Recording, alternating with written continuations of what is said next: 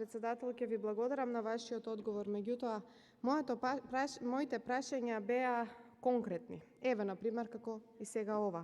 Една од надлежностите на Државната комисија за спречување на корупција, согласно член 17 од законот, значи ова не е ново согласно стратегијата, е тоа што може да покренува иницијатива за поведување постапка за кривично гонење по предмети по кои постапува.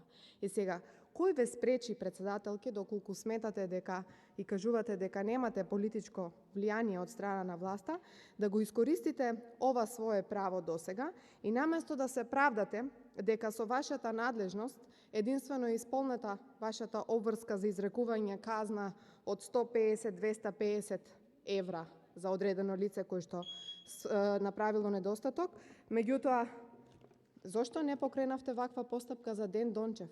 Знаете ли дека Ден Дончев во Македонија е слика на корупцијата во општеството?